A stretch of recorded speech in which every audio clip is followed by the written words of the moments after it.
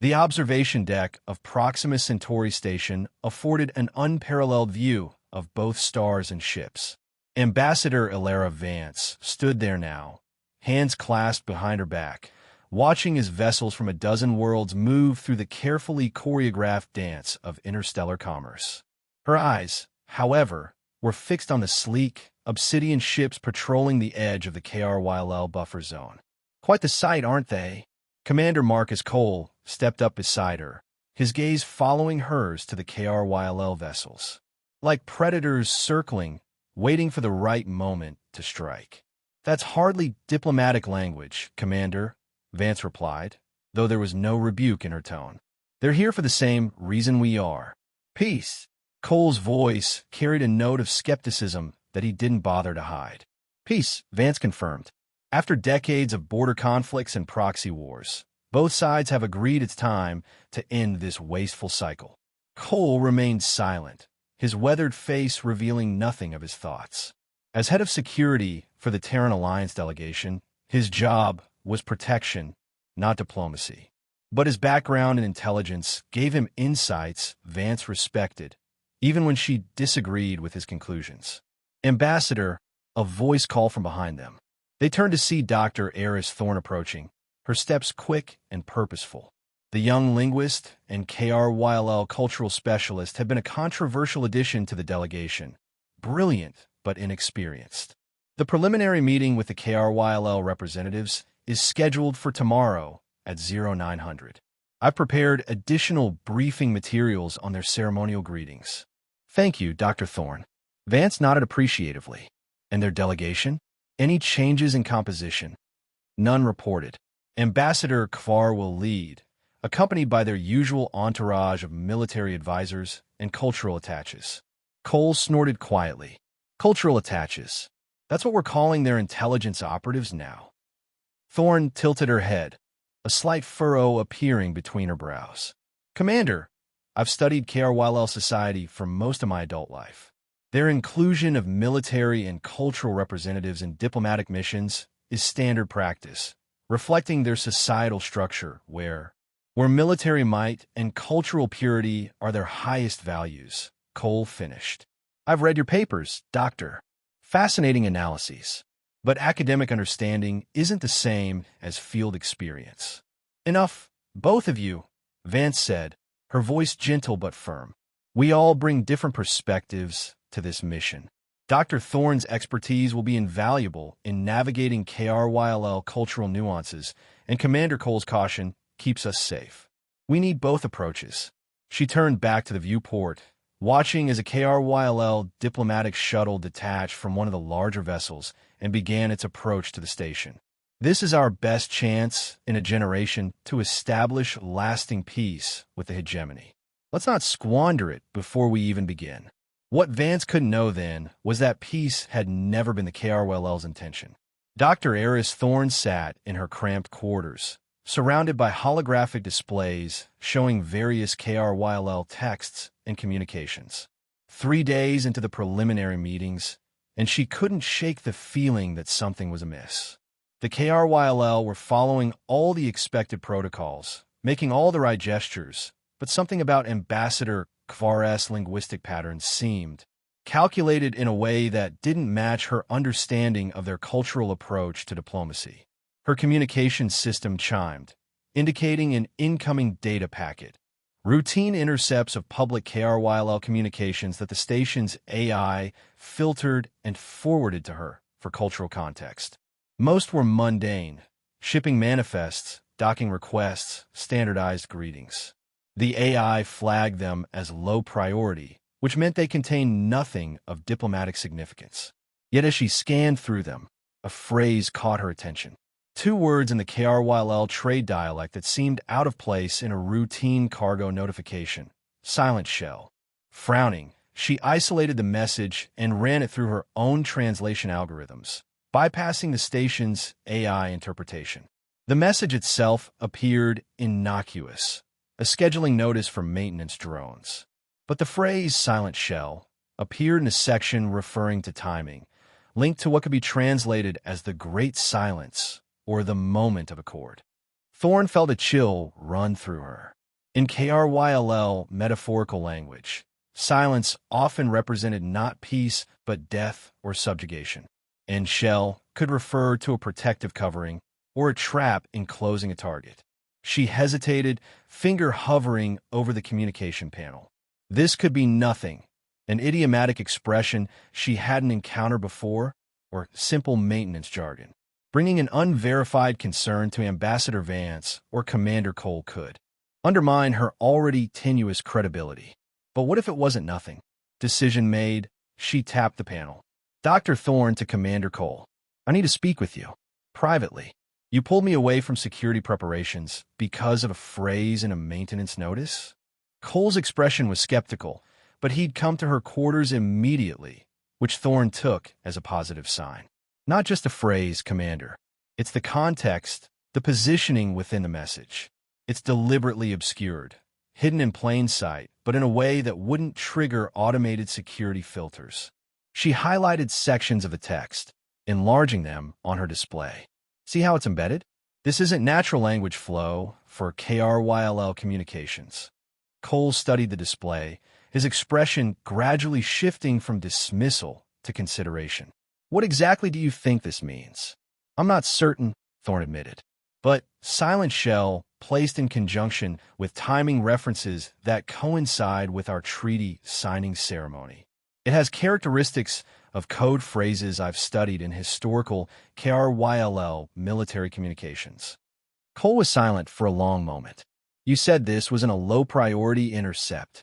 Yes, one the systems would categorize as routine, non-diplomatic chatter, which means it would be the perfect place to hide communications you don't want scrutinized. Cole's eyes narrowed. Can you find other instances of this phrase or pattern? Thorne nodded. I'll need access to a broader range of communications than what's automatically routed to me. I'll arrange it, Cole said, already moving toward the door. But keep this between us for now. If you're right, we don't know who might be monitoring our official communications channels. And if I'm wrong, Cole paused at the door, his expression grim. Then I'll have violated protocol for nothing, and you'll have wasted valuable time before the most important peace treaty in Terran Alliance history. He shrugged. I've been wrong before. I can live with it happening again. And if I'm right, then the KRYLL are planning something that will make being wrong look like a gift. The door slid open. Find me proof, Dr. Thorne. One way or the other. For the next 48 hours, while peace talks continued in the station's grand conference chambers, Thorne and Cole conducted their clandestine investigation. With Cole's security clearance, they accessed a vastly larger pool of intercepted KRYLL communications, focusing on patterns and anomalies that might connect to the silent shell phrase. What they found sent ice through their veins. It's not just coded communications, Thorne explained as she and Cole presented their findings to Ambassador Vance in her private quarters, communications jammers activated to prevent eavesdropping. It's a coordinated military operation. The silent shell appears to be a strategic initiative involving their fleet movements here and in 3 other sectors. Vance studied the data displays, her face growing increasingly grave. And you're certain this isn't a defensive posture? A precaution in case our talks fail? Cole shook his head. The positioning is all wrong for defense, Ambassador. These deployments, especially these stealth units here, near the Proxima Colony cluster, they're designed for offensive operations. And the timing correlates exactly with the treaty signing ceremony. They're positioning for a surprise attack, Thorne said quietly. The treaty signing would give them access to our highest level officials, our fleet command, and our defense grid protocols, Cole finished. With those, they could neutralize our response capabilities before we even knew we were under attack. Vance sank into her chair, the weight of their discovery evident in the new lines on her face. If what you're showing me is accurate, then these peace talks have been a sham from the beginning.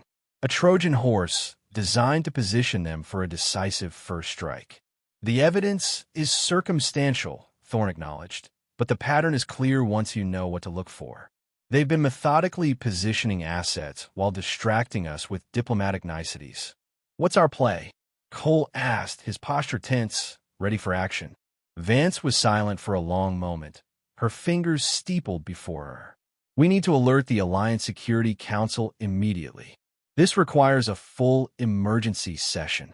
The KRYLL will be monitoring all official communications, Cole warned. Then we use the quantum entanglement channel, Vance decided. It's reserved for exactly this kind of crisis. She stood, decision made. Prepare the evidence for transmission. We're going to need to convince people who very badly want these peace talks to succeed that we're on the brink of disaster instead. The emergency session of the Alliance Security Council was a storm of accusations, disbelief, and fear. Faces of the most powerful leaders in human space filled the secure holographic projection in Vance's quarters, their expressions ranging from outrage to grim acceptance as Cole and Thorne presented their findings. "This is preposterous," the economic minister spat. "You're suggesting we withdraw from peace talks based on what? Linguistic anomalies and fleet movements that could have perfectly innocent explanations." "With respect, Minister," Cole replied, his voice steady. "When combined, these patterns don't have innocent explanations. The KRYLL are positioning for a coordinated strike across multiple sectors, timed to coincide with our treaty signing." "Even if you're right," the defense secretary said, her expression troubled, "withdrawing now would make us appear to be the aggressors. We'd lose credibility with neutral systems, perhaps push them toward alignment with the hegemony. Better than losing our fleet and leadership in a single, coordinated attack," Colonel General Rivera countered. The military leader's hologram leaned forward. "Ambassador Vance, what is your assessment? You've been face-to-face with the KRYLL delegation." All eyes turned to Vance. She stood straight, her decades of diplomatic experience evident in her composed demeanor despite the crisis unfolding around them. "I've spent my career pursuing peace," she began. "I believed, truly believed, that these talks represented our best chance to end the cycle of conflict with the KRYLL hegemony. But the evidence before us cannot be ignored or explained away. I've studied Ambassador Kvar's behavior closely since receiving this intelligence, and there are subtle inconsistencies I failed to notice before, a certain satisfaction when discussing treaty provisions that would temporarily reduce our military presence in contested regions." She took a breath, the weight of her next words evident. "It is my recommendation that the Terran Alliance immediately withdraw from these peace talks, citing unspecified security concerns. We should simultaneously place our fleets on high alert, particularly in the sectors identified in Commander Cole and Dr. Thorne's analysis." The council erupted in overlapping arguments. President Chen raised a hand, silencing the chaos. "This decision cannot be made hastily. The consequences of withdrawal may be severe," Vance acknowledged, "but the consequences of continuing under false pretenses would be catastrophic." The debate raged for hours, with evidence scrutinized, scenarios projected, and options weighed. In the end, the vote was narrow but decisive. The Terran Alliance would withdraw from the peace talks. "Ambassador Vance, you will deliver our decision to the KRYLL delegation," the president instructed, her face grim. "Cite unforeseen developments threatening the integrity of the peace process as our official reason. Nothing more specific." "And then," Vance asked, "and then we prepare for whatever comes next." The announcement sent shockwaves through diplomatic channels across known space. Media outlets blazed with speculation and accusation. Neutral systems called for explanations, and the KRYLL hegemony responded with calculated outrage, condemning the Terran Alliance for betraying the cause of peace and demonstrating their inherent duplicity. Behind closed doors, however, KRYLL military commanders frantically reassessed their plans. This silent shell operation, intended to be executed during the treaty signing, was placed on standby. New strategies were debated, new timelines established. What none of them could have anticipated was what happened next. 3 days after the Terran Alliance's withdrawal from peace talks, deep space sensors throughout human territory began detecting unusual subharmonic vibrations propagating through space. The readings were faint at first, easily dismissed as instrument error or background cosmic phenomena. But they persisted and grew stronger. "What am I looking at exactly?" Ambassador Vance asked, studying the holographic display in the Proxima Centauri station's primary science lab. Dr. Thorne gestured to the wave patterns pulsing across the display. These are the subharmonic readings we've been detecting since our withdrawal from the peace talks. They're unlike anything in our records, not natural stellar phenomena, not known forms of communication or weapon signatures. Origin point? That's what's truly strange, Thorne said, expanding the display to show a galactic map with multiple highlighted regions. There isn't a single origin point. These vibrations appear to be emanating from multiple locations simultaneously, most of them in deep space, far from any known inhabited systems or natural phenomena. And yet they're synchronized, operating on identical frequencies with precise phase alignment. Commander Cole, who had been silently observing from the periphery, stepped forward. Could it be some kind of KRYLL weapon or communication system we haven't encountered before? Thorne shook her head. I don't believe so. The distribution pattern doesn't match KRYLL territorial expansion or known technology. And there's something else. She manipulated the display, highlighting several specific locations. Some of the strongest signal sources correspond with locations of ancient ruins, sites attributed to the civilization we call the Builders. The Builders? Vance raised an eyebrow. The precursor civilization? I thought they were largely theoretical, a convenient explanation for similar architectural remnants found across disparate systems. Their existence is well established, Thorne corrected gently, though we know precious little about them.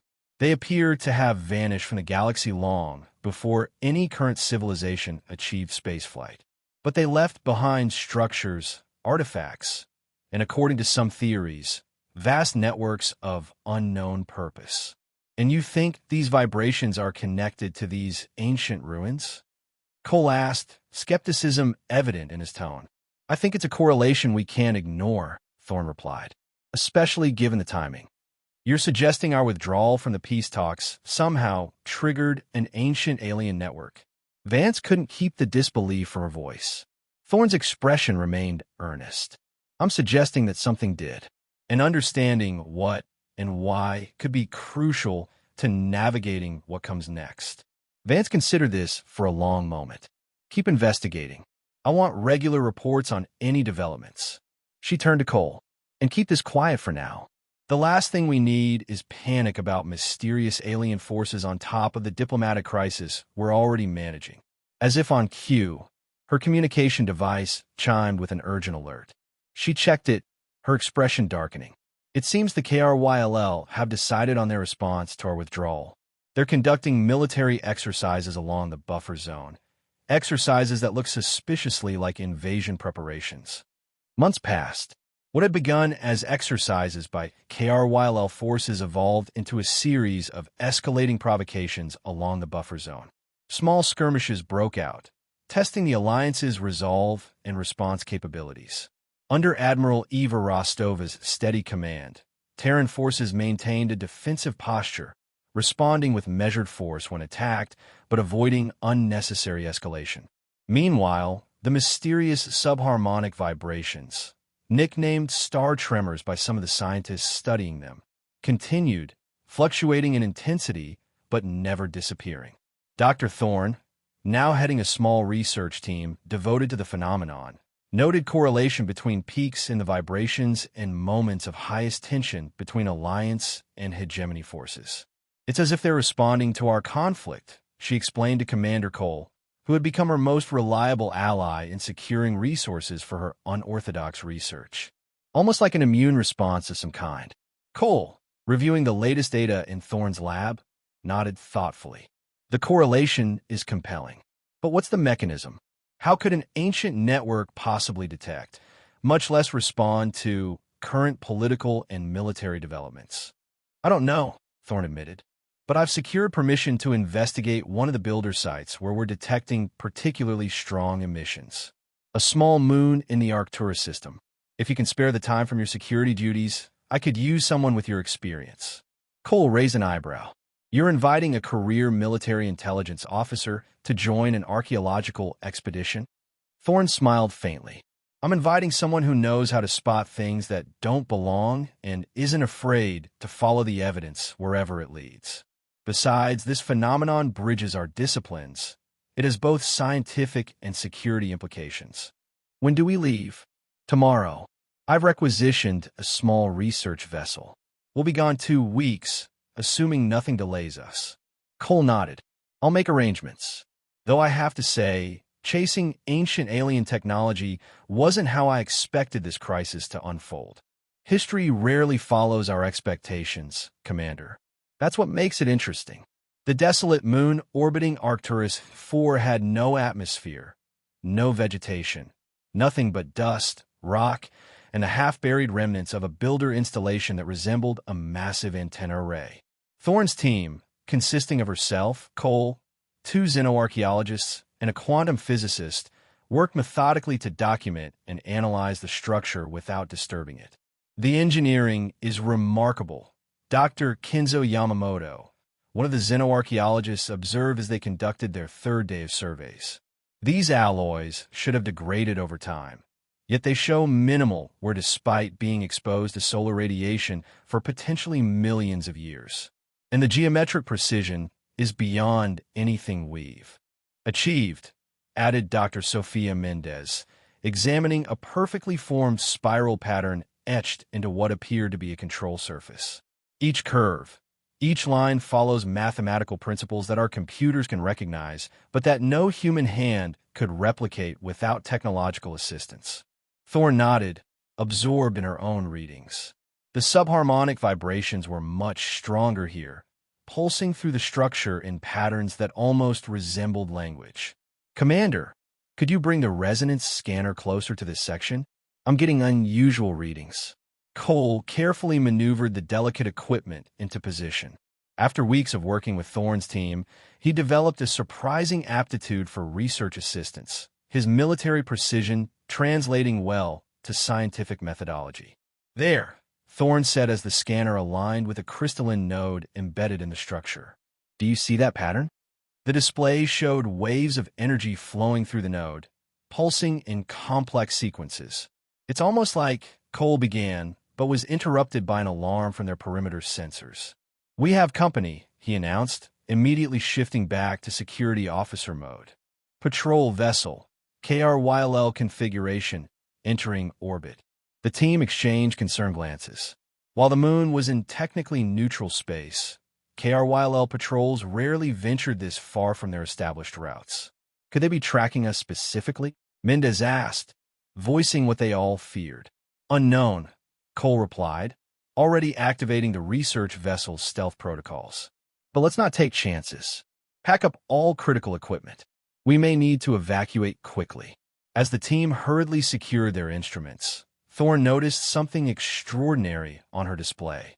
The crystalline node, previously pulsing in steady patterns, had begun to oscillate wildly, its energy signature intensifying.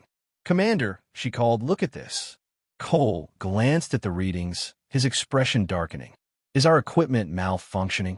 No, Thorne said, certainty in her voice. The node is responding to the KRYLL vessel's presence. It's reacting. Before Cole could respond, the ancient structure beneath their feet began to hum audibly, vibrations running through the metal and stone. The crystalline node glowed with increasing brightness, emitting pulses of energy that matched the star tremor frequencies they'd been tracking. Everyone back to the ship now, Cole ordered, helping Dr. Yamamoto with his equipment. As they retreated, Thorne couldn't resist looking back. The entire builder structure was now illuminated from within, energy coursing through pathways that had lain dormant for eons. And above them, visible through the airless sky, the KRYLL patrol vessel suddenly veered off course, its engines flaring erratically. They're experiencing some kind of malfunction, Cole observed, watching through his tactical visor as they boarded their research vessel. Not a malfunction, Thorne corrected, her voice tinged with awe. A response. The builder artifact responded to their presence, specifically their presence, not ours. As their vessel broke orbit, the sensor readings confirmed her suspicion. The KRYL patrol ship was drifting, its primary systems offline, while the builder structure pulsed with energy that spread outward in invisible waves. "It's a node," Thorne whispered, "part of a vast network, and somehow it can distinguish between us and the KRYL." "But why?" Cole asked. "Why would an ancient alien technology differentiate between species that didn't even exist when it was built?" Thorne's expression was both exhilarated and troubled. "That, Commander, is exactly what we need to find out, because I suspect the answer may determine the outcome of this conflict, and perhaps much more." While Thorne's discovery on the Arcturus moon remained classified, the broader phenomenon of the star tremors became increasingly difficult to conceal. Astronomers throughout known space reported unusual stellar behavior, with some stars appearing to vibrate subtly, creating ripple effects in surrounding spacetime. The KRYL hegemony, oblivious to or dismissive of these phenomena, continued their military buildup. Intelligence reports indicated they had developed a new energy weapon capable of penetrating standard Alliance shields, technology that could shift the balance of power decisively in their favor. In a bold move, betting on this tactical advantage, the KRYL launched a massive assault on Proxima Colony Cluster, a strategically vital Alliance stronghold. Admiral Rostova's defensive fleet engaged valiantly, but found themselves outgunned and outmaneuvered by the new KRYL weaponry. Status report: Rostova demanded from the bridge of her flagship, the Intrepid, as another Alliance cruiser reported critical shield failures. Shields at 42% and falling across the fleet, Admiral, her tactical officer, reported. Grimly, the KRYL energy weapons are phasing through our defenses at an accelerating rate. Adaptive countermeasures are proving ineffective. Casualty reports: 3 destroyers lost with significant casualties. The Jakarta and Santiago reporting severe damage and multiple hull breaches. Rostova's expression remained impassive, but her eyes betrayed her concern. This was not merely a battle. It was potentially the beginning of a catastrophic defeat for the Alliance. She opened a secure channel to Alliance Command. "This is Admiral Rostova. We are facing overwhelming enemy technological superiority. Request immediate reinforcement and strategic reassessment." The response came from Ambassador Vance herself, now serving on the Emergency War Council. "Admiral, reinforcements are en route, but will not arrive for at least 6 hours. You are authorized to execute a strategic withdrawal, if necessary, to preserve fleet capability." Rostova acknowledged the order, bitterness welling within her. A withdrawal now would leave the colony cluster vulnerable and cede a critical strategic advantage to the KRYL. But the alternative was the complete destruction of her fleet. As she prepared to give the withdrawal order, her communications officer interrupted. "Admiral, incoming transmission from Dr. Eris Thorne. She's requesting emergency clearance for a direct quantum link. Claims it's related to the battle situation." Rostova hesitated only briefly. "Put her through." Thorne's face appeared on the secure channel, her expression intense. Commander Cole stood beside her in what appeared to be a specialized research facility.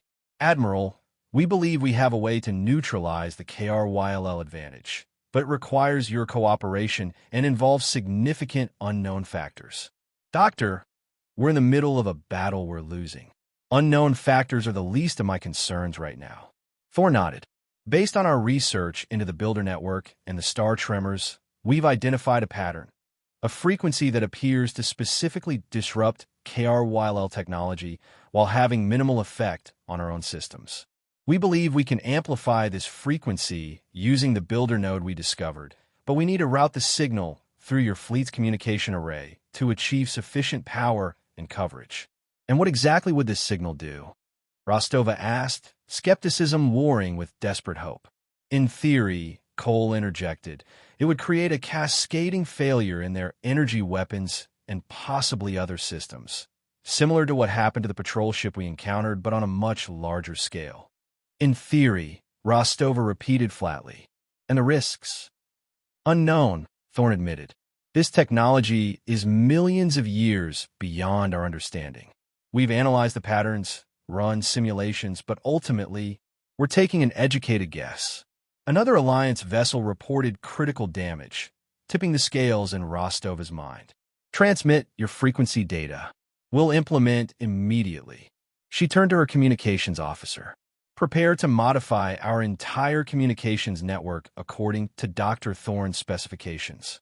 Admiral, Cole added, once you begin transmission, we'll activate the builder node from our end. The effect should propagate almost instantly through their network. Rostova nodded grimly.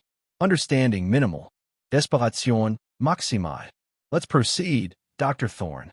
On the remote research station where Thorne and Cole had established their operations, surrounded by the most advanced quantum computers the Alliance could provide, final preparations were underway. The modified signal was ready. The builder node they'd recovered from the Arcturus moon was integrated into their transmission system. Transmission from Admiral Rostova. A technician announced. The fleet is ready.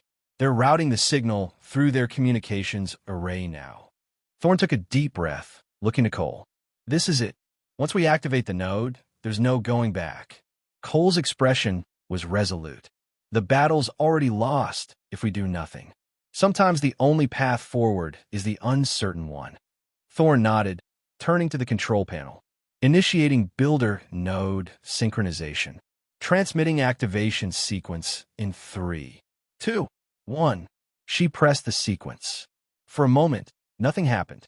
Then the crystalline node began to pulse with brilliant light, emitting frequencies beyond the normal electromagnetic spectrum. The monitoring equipment showed the signal propagating outward at impossible speeds, far faster than conventional communications. Throughout the known galaxy, the subharmonic vibrations, the star tremors, suddenly intensified dramatically.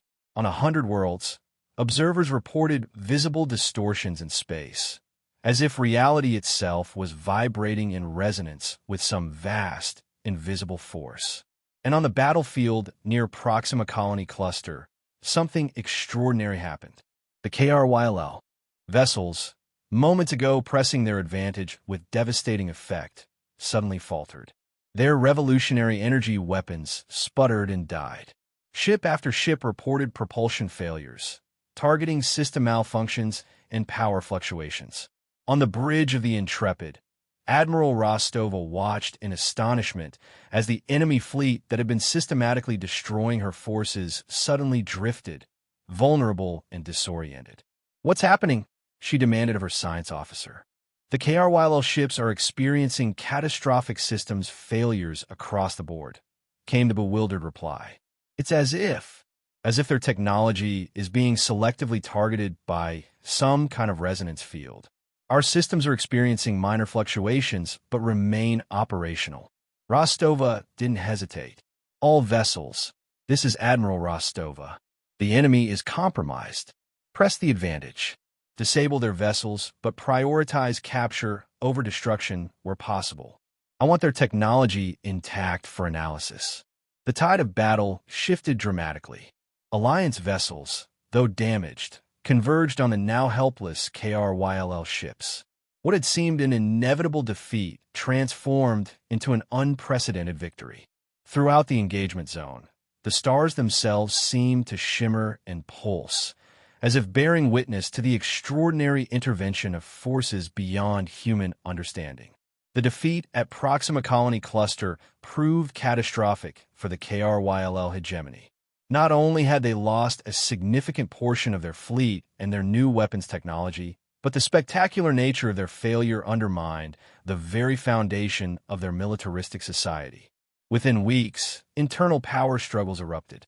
The hardline leadership that had orchestrated this silent shell deception was overthrown, replaced by a coalition of moderates who recognized the futility of continuing hostilities against an enemy apparently protected by forces they couldn't comprehend. 3 months after the battle, a new KRYLL government formally requested peace negotiations with the Terran Alliance. Negotiations they approached with genuine sincerity this time. Ambassador Vance, leading the Alliance delegation once again, insisted that Dr. Eris Thorne be included as a senior advisor. over the objections of some military leaders who wanted the builder technology classified and controlled exclusively by defense agencies. This isn't merely a military asset, Vance argued in the closed council session. What Dr. Thorne has discovered represents something far more profound, a fundamental aspect of our universe that responds to our actions in ways we're only beginning to understand. If we approach this solely as a weapon, we risk missing its true significance. The negotiations with the new KRYLL government proceeded cautiously but productively. The KRYLL, humbled by their defeat and unsettled by the mysterious forces that had intervened, proved willing to accept terms they would have rejected outright before. Meanwhile, an international scientific consortium, led by Dr. Thorne and including select KRYLL scientists, devoted itself to understanding the Builder Network and the star tremors. Their research revealed that the ancient system appeared to respond not simply to conflict, but to specific patterns of deception, aggression, and threats to what they began to theorize might be some form of cosmic balance. It's almost as if the network was designed as a safeguard, Thorne explained during a briefing to the combined Alliance KRYLL Peace Commission. Not against any specific civilization, but against certain types of actions that threaten stability on a galactic scale. In our withdrawal from the falsified peace talks, Vance asked, "How does that fit into your theory?" "It appears to have been a trigger, an honest action that exposed deception," Thorne replied. "The network responded first with what we might call observation, the initial tremors, and then with intervention when the KRYLL launched their attack. It's as if the system recognizes patterns of behavior that precede catastrophic conflict and has mechanisms to prevent them." "Are you suggesting this builder network is conscious?" asked Cleth, a KRYLL scientist who had joined the research team. "Not exactly," Thorne said carefully. "More like a vast, distributed system operating on principles we don't yet understand. It might be programmed to maintain certain conditions, a kind of galactic immune system. And interestingly, humans appear to have a natural resonance with the system that the KRYLL don't share." Commander Cole, who had remained largely silent during the scientific discussions, leaned forward. "Could that be why our technology wasn't affected during the battle? Some kind of compatibility?" "It's possible," Thorne acknowledged. "There's evidence suggesting certain genetic or consciousness patterns might align more closely with builder principles. It may even explain why humanity has been drawn to explore and study builder ruins more extensively than other species." "And what does this mean for our future?" asked the KRYLL ambassador, Tlaren, who had replaced the disgraced Kvar. Vance answered before Thorne could respond. "It means we have been given an opportunity, and perhaps a mandate, to build something better than what came before. A peace based not just on treaties and borders, but on a deeper understanding of our place in the cosmos." 1 year after the Battle of Proxima Colony Cluster, representatives from the Terran Alliance and the reformed KRYLL governance gathered on neutral ground, a space station orbiting a world with significant builder ruins, to sign a comprehensive peace accord. Ambassador Ilera Vance and Ambassador Tlaren performed the ceremonial signing before representatives from dozens of worlds. Commander Marcus Cole, now head of a specialized security division focused on builder technology protection, watched from nearby, his ever-vigilant eyes scanning for threats even in this moment of triumph. Dr. Eris Thorne observed from a different perspective, from a research platform overlooking the builder complex on the planet below. Her team had made significant progress in understanding the ancient network, though countless mysteries remained. As the treaty was formally enacted, the subharmonic vibrations that had become a constant background phenomenon throughout inhabited space subtly shifted. The harsh, sometimes discordant, trembling, transformed into something more harmonious, a resonance that scientists across multiple worlds noted simultaneously. "It's changing," Thorne murmured to her colleague, Dr. Yamamoto, as they monitored the readings. "The pattern is stabilizing, becoming more coherent." "A response to the peace?" Yamamoto suggested. "Perhaps," Thorne said, "or to the intent behind it, the genuine commitment to balance and cooperation."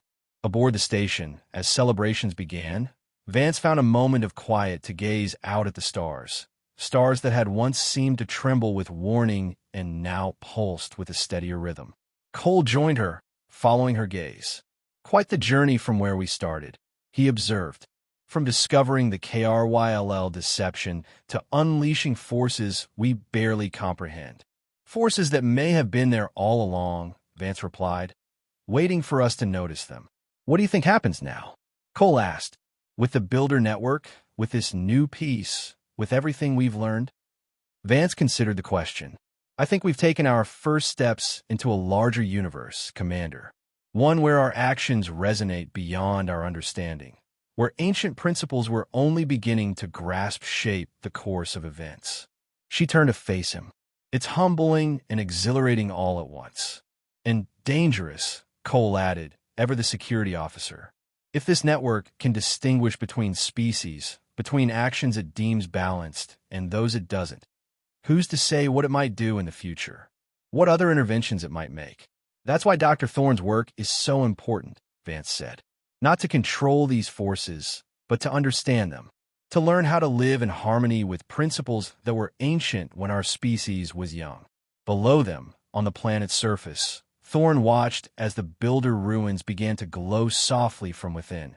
Not the intense, reactive pulse they had witnessed during the conflict, but a steady, almost peaceful illumination. A new resonance, echoing across the stars. The withdrawal from false peace talks had indeed made the stars tremble. But from that moment of courage and truth had emerged a new understanding of ancient powers, of cosmic balance, and of humanity's place among forces greater than themselves. As night fell across 100 worlds, the stars no longer trembled. They sang.